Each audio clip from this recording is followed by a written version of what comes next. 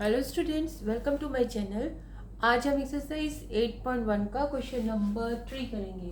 Diagonal AC of a parallelogram ABCD bisects angle A। इसमें लिखा हुआ है ABCD में डायगोनल AC एंगल A को बाइसेक्ट करता है। Show that it bisects angle C also and ABCD is a rhombus. आपको बताना है ABCD एक रोम्बस भी है। तो आप पैरेललोग्राम मत बनाइए, रोम्बस बनाइए। रोम्बस भी तो एक पैरेललोग्राम है, क्योंकि हमें रोम्बस ही प्रूव करना है, इसलिए हम पहले से ही रोम्बस बना लेंगे, बट उसको हम कहेंगे कि वो क्या है, पैरेललोग्राम।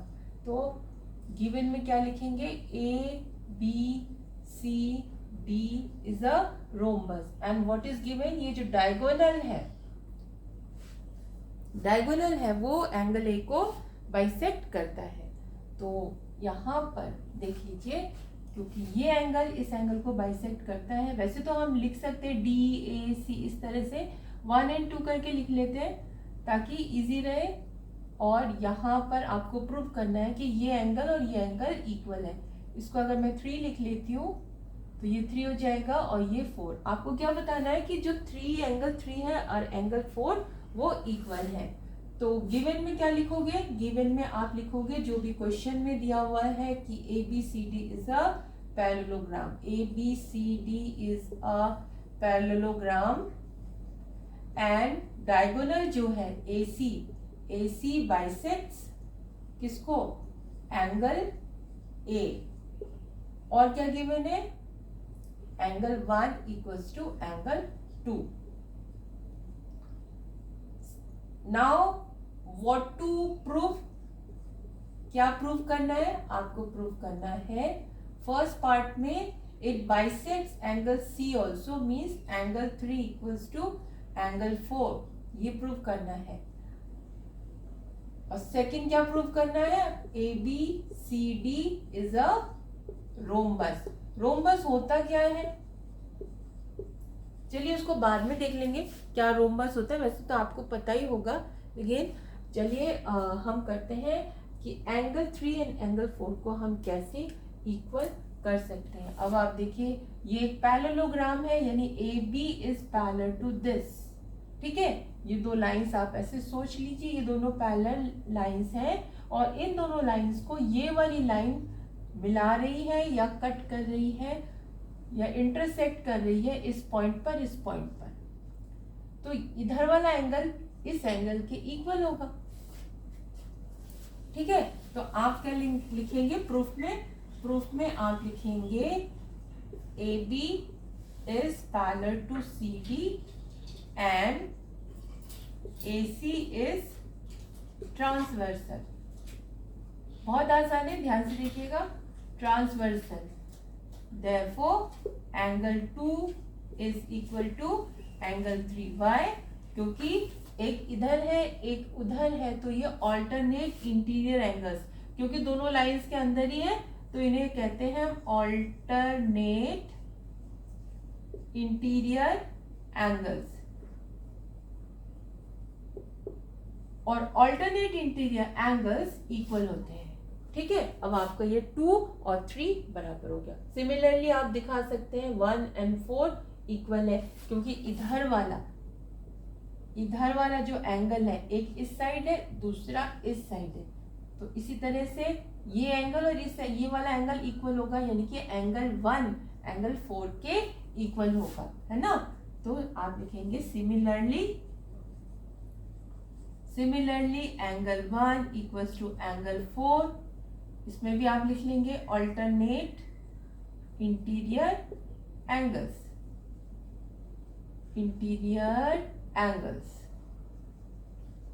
अब क्या है, आपको दिखाना है 3 and 4 and since angle 1 equals to angle 2, angle 1 and angle 2 तो इक्वल है, क्यों, क्योंकि AC बाइसेक्ट्स, जो AC है वो एंगल A को क्या करता है, बाइसेक्ट करता है, इसलिए 1 एंड 2 इक्वल हो गए। और 1 किसके बराबर था, 4 के,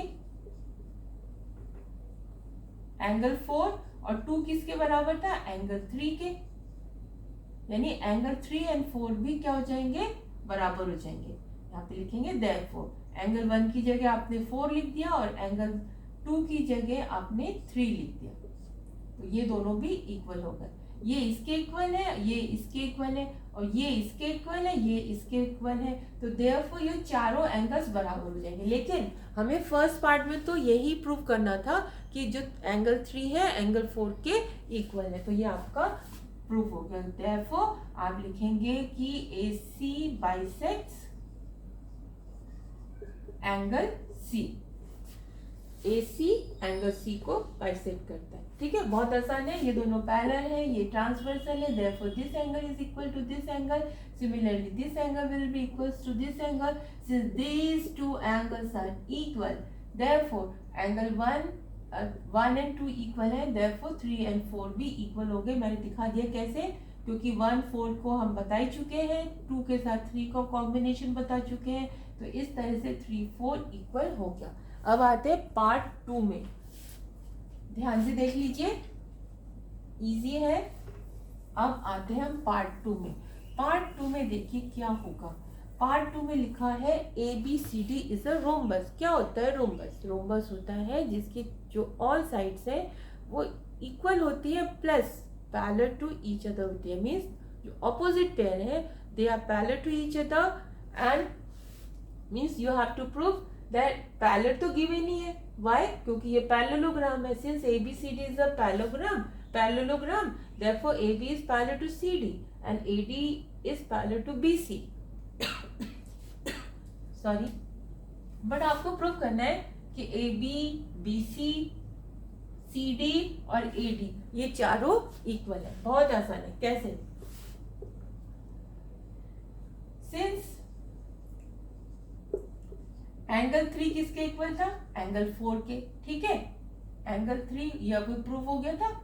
और एक जस्ट अ मिनट, यहां से मैं क्लियर करती हूँ कैसे इक्वल हुआ। Since angle 1 equals to angle 2 के, और एंगल 1 किसके इक्वल था? 4 के, और एंगल 2 किसके इक्वल था? 3 के। एंगल 2 एंगल 3 के ऑल्टरनेट के अकॉर्डिंग, है ना। तो देयरफॉर अब 1 2 इक्वल है, 1 3 के बराबर है, 4 के बराबर 2 3 के बराबर है, तो 3 4 भी इक्वल हो गए। Angle 3 equals to angle 4। तो इन सब से क्या कंक्लूजन निकलता है कि angle 1 equals to angle 2 equals to angle 3 equals to angle 4, क्योंकि 2 3 के बराबर है और 1 4 के बराबर है। ऑल्टरनेट इंटीरियर एंगल्स 1 2 बराबर थे, इसलिए हम 3 की जगह एंगल 1 4 के बराबर था ना, तो 4 की जगह 3 भी लिख सकते, क्योंकि 3 एंड 4 तो बराबर है ना। तो एंगल 1 एंड 3 भी बराबर हो गए। इसी तरह एंगल 2 किसके बराबर था? 3 के बराबर। क्यों? Alternate angles. बट 3 की जगह हम क्या लिख सकते हैं? 4 भी लिख सकते हैं, क्योंकि हमने प्रूव किया ना 3 एंड 4 बराबर है। तो अल्टीमेटली एंगल 2 किसके बराबर हो जाएगा? एंगल 4 के बराबर। तो वैसे देखा जाए तो ये चारों एंगल्स इक्वल हो गए। अब हम बारी बारी से एक ट्राइंगल लेंगे। इन ट्राइंगल ABC, आप इनमें से कॉम्बिनेशन उठा लेंगे इसका और इसका। एंगल 2 इक्वल्स टू एंगल 4, और एंगल 2 के सामने कौन सी साइड है? BC। Therefore BC equals to, और एंगल 4 के सामने कौन है? AB। Therefore BC should be equal to AB। Why? लिखेंगे equal opposite angles have equal sides. Equal opposite angles है, इक्वल साइड्स। ये इक्वल ऑपोजिट एंगल्स है, तो इनके जो साइड्स है वो भी इक्वल होंगे, इक्वल ऑपोजिट साइड्स। या आप ऐसे भी लिख सकते हैं, opposite sides of equal angles are equal. ठीक है, opposite sides of equal angles are equal. तो ये दोनों इक्वल हो गए, ये दोनों इक्वल हो गए। तो AB किसके इक्वल था? AB इक्वल था CD के। क्यों? क्योंकि ABCD क्या है, इज अ पैरेललोग्राम। ये एक पैरेललोग्राम है, गिवन है।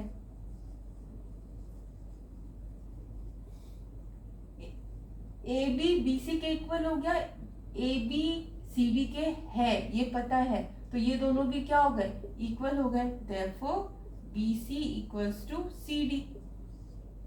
ठीक है, और BC किसके इक्वल है, AD के। BC इक्वल्स टू AD क्यों, इसमें भी आप लिखेंगे ABCD is a parallelogram, parallelogram.